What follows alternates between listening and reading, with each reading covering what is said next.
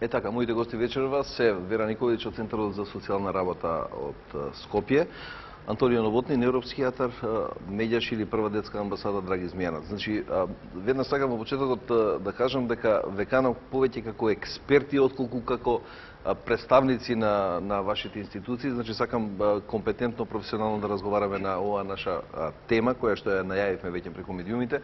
Меѓутоа, пред тоа, како што ни е редот во емисијата, кој е вашиот настан во неделата? Што најмногу ви остави впечаток? Не од ова што јас го нудам, воопшто, или и од тоа, како сакате? За мене прво? Да. Што за настан на неделата за мене беше утакмицата Турска-Германија. Многу интересна утакмица, не ги следам сите, меѓутоа таа баш ми остави малце впечаток по борбеноста. Жените по фудбал. Добро. За вас? Може би отварањето на скопското лето е со настан кој што последниве 10 дена за мене представува нешто. Мислам дека треба да почнеме да се бавиме со културата, се убавите нешта, доста е од неубави работи и доста е од оној за што ќе зборуваме, веројатно. Так, да. Јас сега ќе прозвучам некако би рекол професионално ориентиран. Настанот е само што ја спремавме информацијата за 4 настани кои ги сублимиравме како ајде ги потсетиме повторно државните институции. Истиот ден кога ја пративме информацијата се случи уште 2 сексуално злоставување на 2 деца, едно во Струмица и едно во Куманово. Значи едноставно не можевме да веруваме дека е возможно во дента кога решивме да го активираме повторно тој државен, би рекол, механизам, тоа поголема одговорност, се случија 2 настани немели. Така, тема е и тоа на ова вечерашна емисија, значи силување деца, машки, женски, нарушена ментална состојба, па соседот, па таткото, па очуват, сите тие настани кои што ги имавме во оваа недела, што сите не згрозува дефинитивно и не изненадува. Што ни се случува во овој момент? Дали досега се криеше тоа или сега зема некаков огромен замав? Како професионалци? Видите, вака, јас работам во одделението за социјално исклучени лица во Центарот за социјални работи на град Скопје на проблематика на семејно насилство.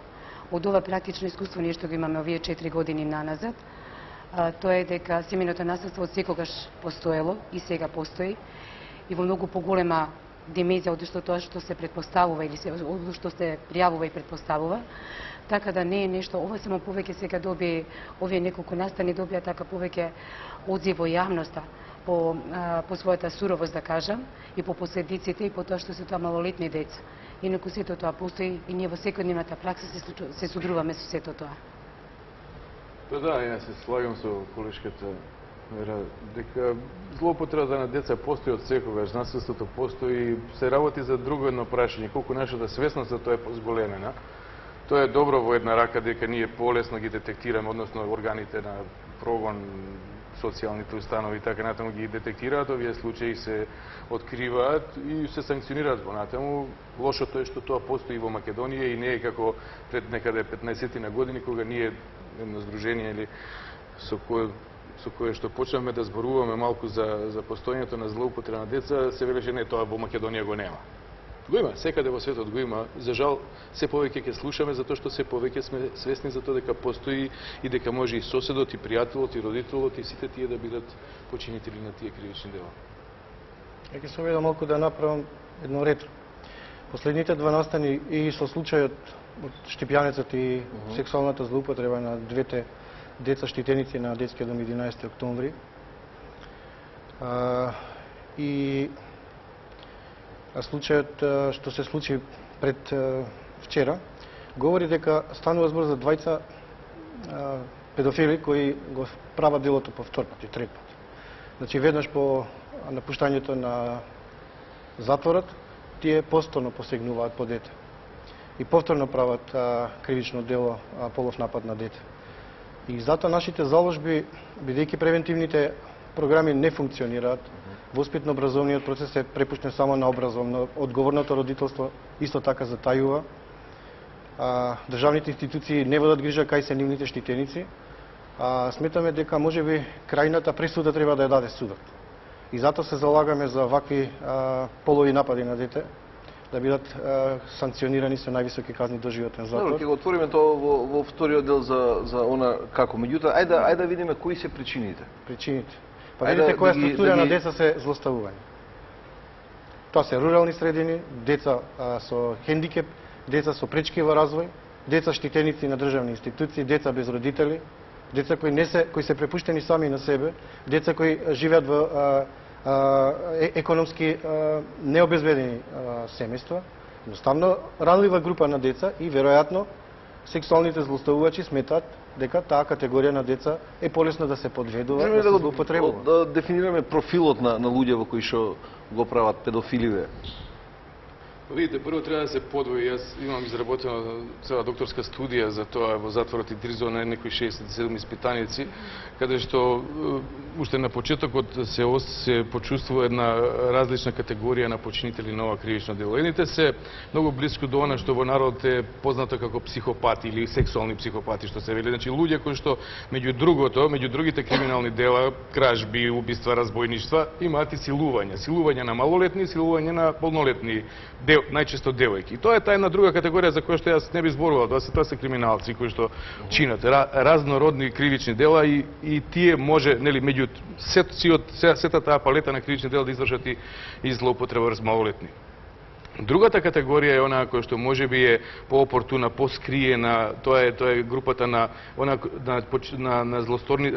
сексуални злосторници врз деца кои што се приближува до медицинската дефиниција на педофилија. Педофилијата пак е мислам морам да ги разграничам работите. Педофилијата пак е болест, ако сакате, расстройство кое што во медицината во категорија во нашите книги е класифицирана според одредени критериуми. Потребно е да тој починител на тоа злодело или односно да речеме таа индивидуа исполнува некои критериуми од типот на дека треба да биде барем 5 години постар од жртвата, треба да биде да има повеќе на број сексуални повеќе од 6 месеца да има сексуални фантазии или да извршува сексуални дела против деца и треба да има некакво растроено функционирање социјално, семејно и професионално. Значи тоа е една многу строга дефиниција и да жртвата биде под 13 годишна возраст. Тоа е уште еден интересен критериум. Значи сите деца што доаѓаат на 13, грубо е тоа, ама тоа е книшко распределување на педофилијата. Така да вакви педофили можеме да сретнеме веројатно помал број, но и тие ги има. Ги имаше и во затворот и Дризо во тоа време кога јас истражував, ги има и сега. Дел од овие што вели Змејанац се повторувачи, значи повторно ги чинат тие злодела. Причините мораме да ги гледаме во нивната структура на личност, во една како да кажам, не може да остават нормален сексуален контакт со возрастовици. Да, во суштина постои таа проблем, она што јас истражувам и што пишува литературата, вели имаат проблем на воспоставување на интимност со возрастен хетеросексуален партнер. Значи, они имаат дефинитивно неможност да искомуницираат сексуално со некој што е рамен на нивната возраст, затоа што доживува доминација од таа страна, па мисля дека во релацијата со деца се на некоја да речеме позиција каде што можат да доживеат дека не само тоа, него и нивното убедување, било убаво Новотни да каже дека и нивното убедување дека тие не му наштетуваат на детето. Тие не го доживуваат тоа како атак. Него тој го сака детето, го љуби детето, сака да му помогне, па и при тоа да го сексуално злоупотреби. Тоа е всушност психолошко. Тоа е прашањето на тие така наречени когнитивни дисторзии, се да не бидеме премногу стручни, значи на мисловни искривености во главите. Тие има изјави, нели при тоа истражување изјави од типот на ама тоа е дури и татковци за своји деца зборува, мислам замислете татковци кои што злоупотребиле 9-10 годишно девојче или машко во една инцестна ситуација. Велат тоа е позитивно сексуално искуство и за детето. Или па тоа дете носи мини здолниште веќе на 12 години, па тоа сексуално провоцира, па е тоа дете било и со други, неговото собствено дете, па што да не биде со мене. Значи тоа е тотална една искривеност на размислувањето од една страна и другото што Змејанац го спомена, тоа е таа атрибуција на вината. Они вината ја атрибуираат, ја ставаат кај жртвата. Велат тоа е криво, тоа провоцира. Во суштина се работи за длабок психолошки проблем кој што па за жал во смисол не може затоа што не може да се открие е само парцијален, само во областа на сексуалноста. Од друга страна тие луѓе знаат да бидат нормални во професионалниот живот, да бидат нормални дури во семеен живот, нормални во наводнина на деца. Да бидат опортуни. Но секогаш се да, точно е тоа да. Каква е сликата за семејствата, може ли вие како центар дали ги истражувате, да речеме? Дали се тоа дисфункционални семејства или па може да имаме и ваква слика кој што кажува Вака, значи нека посебни истражувања не правиме, меѓутоа би го дополнила Драган во оној дел каде што рече кои се деца жртви на сексуално злоставување. Она што нас последниве неколку месеци онака не запрепаси, тоа беше сексуално злоставување помеѓу малолетни лица. Значи постари малолетници злоставуваат помали малолетници. Тоа беа неколку случаи што се случија во месец април и во месец мај, каде што го имавме баш тој случај каде што викат па тоа детето оно не тераше, ние тоа да му го правиме, имавме значи орално задоволување на постариот малолетник. И сега, дефинитивно дека се работи за семејства каде што се нарушени односите. Имаме семејства со нарушени односи и со повеќе ризични фактори, значи како дополнителни ризични фактори може да бидат ова што Змијанец го кажа, значи економската состојба, образовното ниво, мада не мора воопшто тоа да е некоја дали тука влијае тој патриархален однос, да речеме, пошто ги спомнавме руралните средини. Она што најмногу влијае или она што ние можеме да кажеме за овие 4 години наназад е дека сегашните сторители на такви дела се како деца злоставувани. И тоа треба да го гледаме во еден ланец на меѓугенерацијски пренос на насилството. Значи најчесто сторителите на насилство, дали е тоа врз жената или врз децата се најчесто деца кои се злоставувани во своето детство. И потоа кога ќе пораснат, тие стануваат фактички ги злоставуваат своите партнери, своите деца или пак своите родители. Ја би коментирал малку откривањето и охрабрувањето на детето жртва да го пријави насилството и злосторникот, но и една мала бирокова анализа на случките еве. Случајот со Охрид, мајката која двете 8-годишни девојчиња ги подведувала за остварување на материјални добит со подведување. Девојчето да не беше доведен во живот опасноста да не прокараше, можеби тој случај немаше да се реши. Кондово, каде што орално постари малолетници тера да сексуално ги задоволува помал малолетни. Потоа таткото со двете девојчиња со лесно умерена попреченост, Штитенички на Мацов Чарова, каде што сексуално инцест имал со својата ќерка и нејзината другарка. Потоа земете во Струмица најновиот случај, Куманово, па што туку излезе едниот од штипскиот затвор Јове, кој веќе направил 2 дела, едно со 5-годишно девојче кој бил со минимална казна 4 години и старица. Замислете, тој 23 години затворил едно дете кое било штитеник во 11 октомври и директорката уопште да не знае каде е детето, да биде пуштено без придружба и воопште да не се покрене истрага за тоа дете, да се најде на време. И не е доволно да се каже дека детето е среќа што е живо, или пак да се даде изјава дека тој сторител треба да се обеси. Јас мислам дека одговорноста треба да имаат и државните институции, затоа што тоа е веќе доверување на дете, тој орган е веќе стара. Тоа е друга димензија. Јас сакам уште малку на причиниве да видиме. Дали она што го рековме патриархалниот однос на воспитување, затоа што рековте она што го кажавте, да, па него зашто не ако сите други, јас сум таткото во семејството. Или дали премногу присуство на порнографија, филмови кои што се достапни, кои што постојано ги гледаат и се гледаат. Дали можеби вебсајтовите кои што во Македонија и Франција, мислам дека пред неколку недели направи ограничување во поглед на пристап до таков тип на вебсајтови. Ако мене ме прашувате, јас секако би се придружил на колегите, иако сме од различни дисциплини и од невладиниот сектор. Во психолошката литература е јасно се зборува за тоа дека жртва на сексуална злоупотреба во детството може да биде секое дете. Прво, не постојат правила, кое дете ќе биде, дали од богато, сиромашно, интелигентно, интелектуално. Она што реалноста го зборува е дека навистина тие со психофизичка попреченост, оние деца кои што се запоставени со едукативна, со семејна запоставеност, може да бидат полесни жртви. И тоа е факт.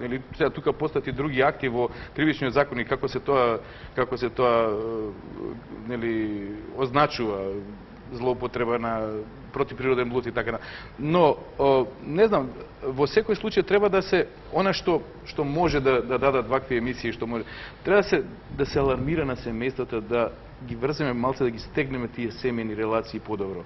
Јас би рекол алиенацијата внатре во семејството, не руралната или урбаната средина, можеби во урбаните средини уште поризично е, знаете. На некој живејќи на Јас податокот дека 2/3 од се случуваат повеќе во Скопје отколку што се случуваат во руралните средини, као податок, као бројка, мислам на. Да, како број на пријавени случаи. Број на пријавени случаи. Да.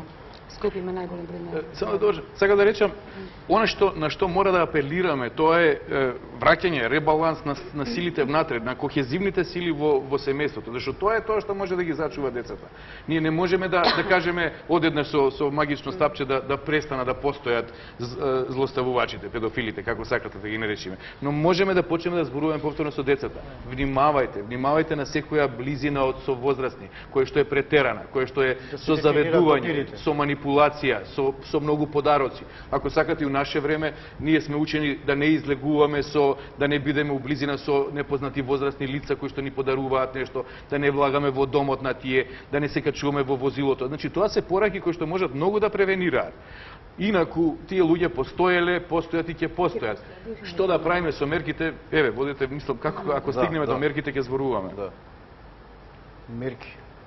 Па има санкција која, да кажам, еве со новиот кривичен законник се покачени мерките од минимум 5 години, 10-15 години за потешки кривични дела и доживотен затвор доколку се случува инцест, родоскрнавење, сексуално малтретирање и семено насилство. Ма тоа е нешто што Тоа е последното. Последното. Од кога ќе го фатиш, од кога ќе го уловиш, па да го казваш. А следно е како со жртвата дете кое и во судската постапка се залагаме да не се дополнително виктимизира, затоа што сметаме дека тоа дете веќе еднаш кое доживело една таква травма, се залагаме судиите. Значи прво да има еден специјални скрин соби каде што во присуство на психолог, педагог, социјален работник и судија еднаш ќе даде изјава детето и тоа ќе биде верификувано како таква и никако да се соочи со злосторникот, затоа што тоа за детето е траума. А тоа е значи еден момент. Втор момент е сепак ако ние целосно го изолираме злосторникот, добија доживотна казна, веќе сме заштитени од повторно случување на таков настан, а од друга страна би било на некој начин и опомена за идни силувачи на деца. Значи тоа е второ за одговорното родителство, да, но какво е тоа одговорно родителство кога исто така дел од случаевите имаме инцест од страна на родител кон своето дете. Значи доаѓаме пак на тоа дека детето треба да го препознава ризичното однесување на возрастните, независно дали е тоа авторитет татко, да не дозволува да му се влезе во сферата на приватноста, да навремено реагира, да пријави и никако да не молчи ако се случи такво нешто. Никако да не молчи. Јас затоа сметам дека девојчето кој се смирила со мајката да побегне со алфите да го пријави случајот е навистина и независно што е рурално семејство, барем имала храброст да проговори. Секој дете треба да проговори. А посебно што наговестуваме дека секој статистиките се грозоморни. 30% се откриваат, 70% не се откриваат. Ако ние во последниве 10 месеци имаме 10 откриени случаи, можете да замислите колку се неоткриени, колку немаат децата храброст да проговорат за тоа и колку се плаша средината дали ќе ги прифати, како ќе ги разбере најблиските. Тука се Јас извинувам, тоа е една од клучните точки која што треба да ја промовираме, дека детето никогаш не може да биде виновно. Затоа што знаете што манипулацијата на злосторникот е дека немој да кажуваш ова е срамота само за себе што си го направил и ти си крива, ти учествуваш, ти имаш задоволство. А за жал, нели физиолошки, физички како речено, при стимулацијата на генитални органи или на некои други подрачја се случува физичка надразба и детето може да добие конфузија во главата дека има некаква пријатна стимулација. И тогаш чувството на вина расте и тогаш тајната се затвара. Знаете, табуто да се збори за тоа се зголемува. Ти не смееш да кажеш што родителите ќе те отфрлат ако е надвор од семејството. Внатре ако е од семејството ќе те оставам, ќе се растури бракот и така натаму. Значи пораки. Треба да зборуваме точно, добро Змијанан споентираше, да зборуваме со деца и со децата, не само со родителите, бидејќи ако е внатре семејно тогаш мораме со децата да знаат што се нивните приватни делови, која е интимноста до каде што може да се допира, што е дали може да се влегува кога детето има веќе 12 години во када, да се бања, да се допира, нели, и така натаму, и кога тие може да речат не. Треба да ги учиме да кажуваат не за некакви блискости. Па макар се работело тоа и за блиски роднини, родители и така натаму. Се неќам да правиме лов на вештици во емисијава, но во секој случај, знаете, откривањето, разотварањето на обидите и тоа може да биде добар пат кон превенција на што повеќе случаи. Секојте дека тоа многу пострашно изгледа од она што ние како медиуми го пренесуваме во живо, што би се рекло, она што до вас допире, она што вие ги работите тие истраги. Видите, вака ние не работиме истрага, Добро, работиме меѓутоа нели на доаѓаат, психосоцијална да. поддршка на жртвите на семејно насилство. Еве како пример, ајде да го земеме девојчето што беше од Кондово. Значи, едно е вие да чуете на телевизија што е тоа како, а друго е да седите со тоа дете, да разговарате со тоа дете, да гледате во неговите очи сето тоа што она ги преживувала сите тие неколку месеци наназад и при тоа како институција да сте свесни дека тоа дете е трет пат виктимизирано, она што го кажува Змијанец, значи спрашуване во полиција, па потоа во суд и на крај доаѓа во центарот. Оние што се заложбите и нас како институција, како центар, и да тоа се прави еднашка и тоа дете да биде максимално заштитено, значи да не се јава после во некоја понатамошна постапка. За жал и ние како центар сме имале ситуации, значи ќе кажам некои судења каде што малолетна жртва на сексуално злоставување се вика да сведочи во присуство на сторителот, кој што е тоа мислам една страшна траума. Нашите обиди на судот да му се укаже дека тоа дополнително ја травматизира жртвата, а покрај тоа предизвикува и стравкање и закана што ако ќе каже што ќе каже, на што ќе биде осуден и кога ќе искочи од затвор, што може да и се случи, меѓутоа за жал одредени судови како институција остануваат неми и глуви на такви наши укажувања. Добро, мерката притвор е превентивна мерка за да жртвата не го смени исказот, тоа е исто многу важно. И затоа треба, како што кажавме, значи еднаш изјавата и треба да се верува најчесто на детето, а посебно во овие случаи каде што има и доказ. Имаме ли институционален капацитет да се носиме со вакви случаи?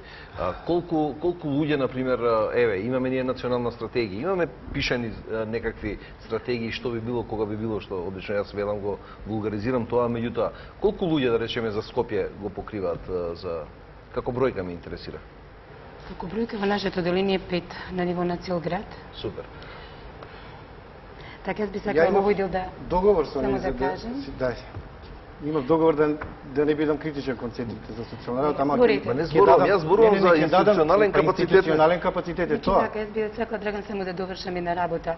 Значи има едно што викаме неинституционален капацитет. Ние имаме закон за семејство, којто закон за семејство си вика има одредена глава нарушени семејни односи и насилство во семејството, каде што имате вие мерките на заштита и мерките кон сторителот. Меѓутоа, она што ние немаме, ние што се залагаме и што нас ни треба во нашата работа, прво и основно немаме советувалишта за сторители на семејно насилство.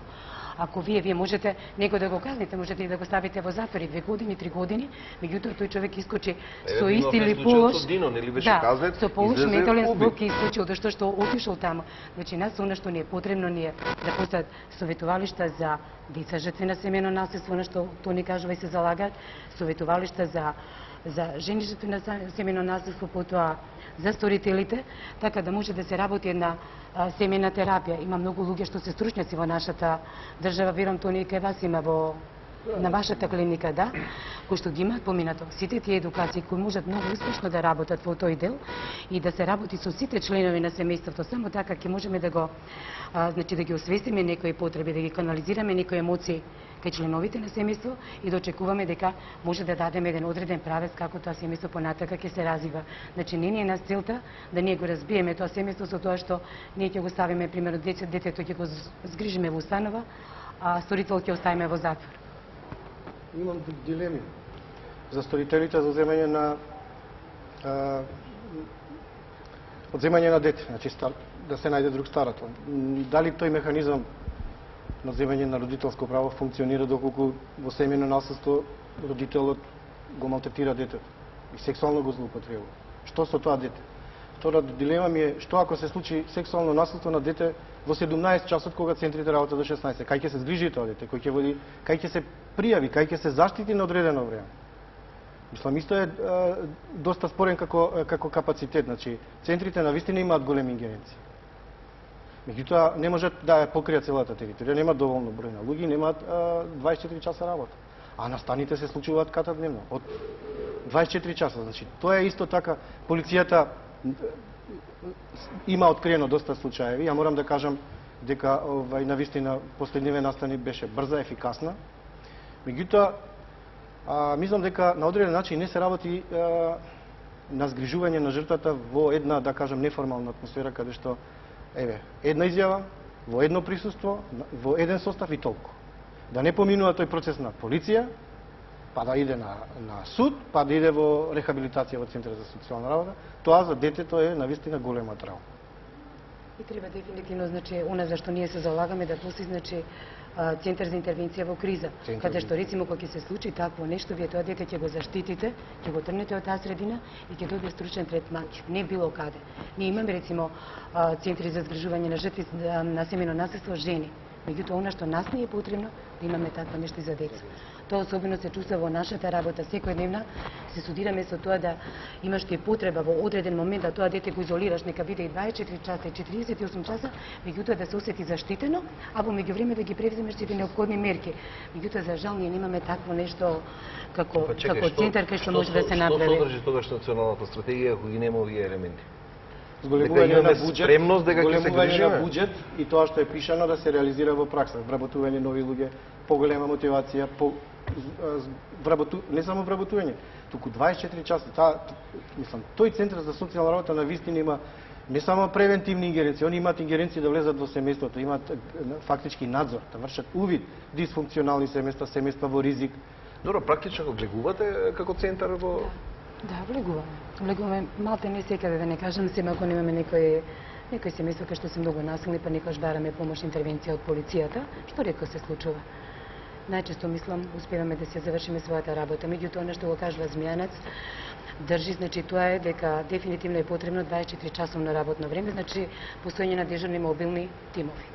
Дежурни мобилни тимови, кои што ќе се работуваат и со полицијата, и со здравствените установи, и невладиниот сектор може да се вклучи во тоа. Јас знам дека е преширока темава и може да се зборува прекратко е времето, меѓутоа, сакам и оваа димензија, што е со сторителите на делава? Што потоа ако ќе излезат надвор? Значи, казните се благи, работи ли некој на ресоциализација? Очигледно според примериве не се работи премногу. Јас не можам да зборувам за она што се случува. Што е нужно, што мораме да го... во пеналните институции, значи во затворите, тоа мислам јас не сум, немам ингеренции, немам информации уствари да зборувам за тоа. Но можам да кажам во психијатриските служби за жал ние многу малку се бавиме или воопшто не се бавиме, затоа што третман програми за сторители на кривично дело злоупотреба, сексуална злоупотреба на дела, како да воопшто нема во Македонија.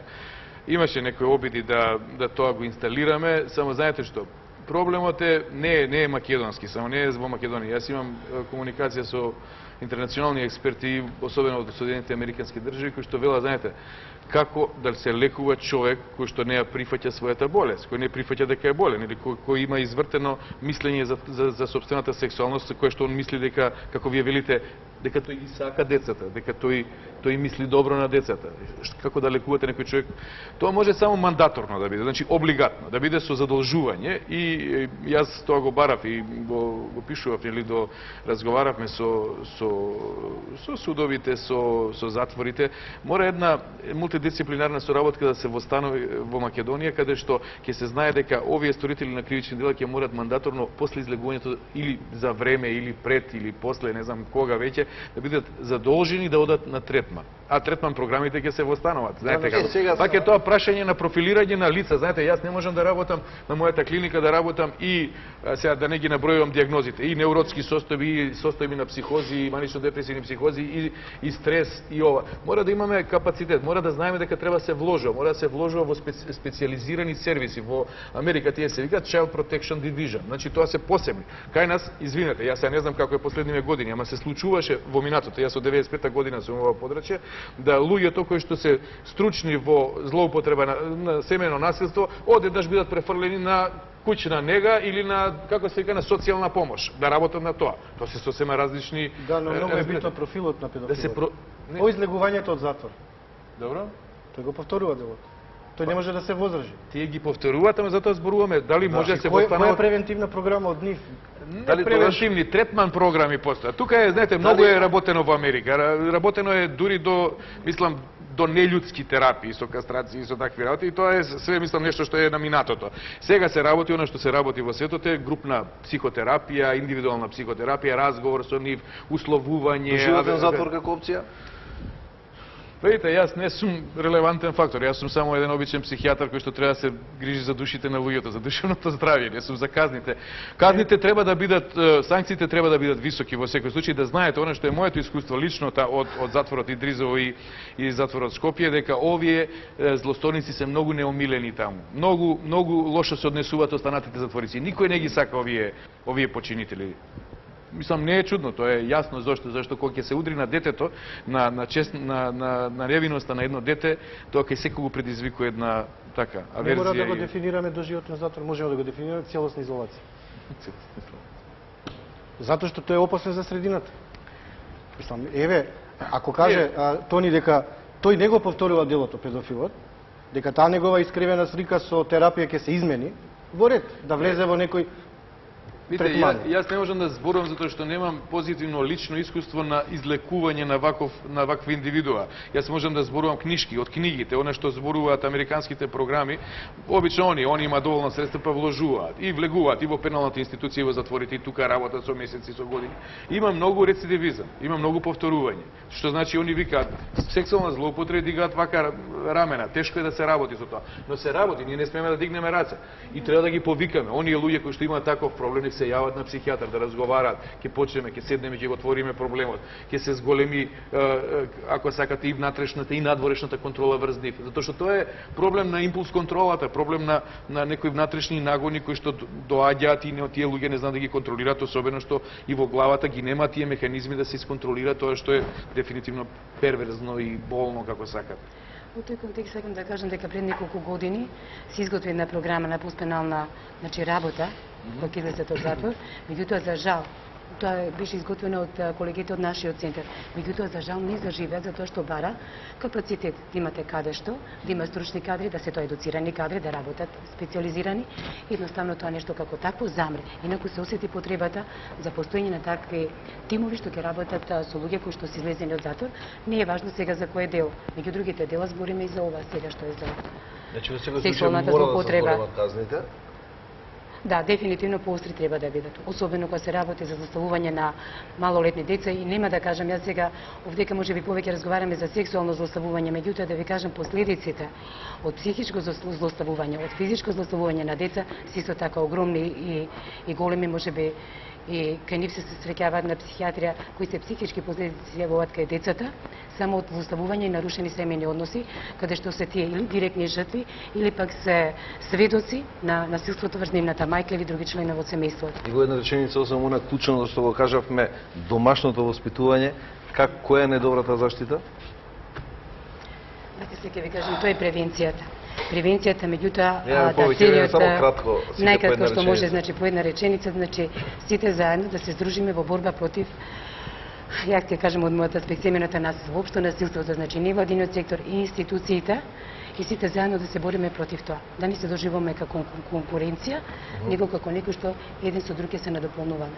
Да ги учиме децата дека претераната близина со мислам со непознати возрастни луѓе, па и познати луѓе треба да биде понекогаш аларми, треба да ја соопштуваат, особено кога доживуваат некоја чувство на непријатност при допир, додир, поглед или изложување на некакви порнографски материјали, треба да го кажуваат на своите најблиски и да алармираат. Тие никогаш не се виновни, ето тоа е. Имаат право на приватност и никој нема право да ги допира, да ги пипка и доколку навистина забележат неприметно однесување, треба тоа да го пријават на најблиските, а ако се случува од најблиските, да го пријават на СВ службите, полиција, центри за социјална работа. Тоа треба да влезе, значи, во едукацијата од градинка до да знаат да кажат не. До средно училиште да знаат да кажат не. Господа, се благодарам што отворено зборувавме на оваа тема. Се гледаме повторно за 7 дена. Пријатно.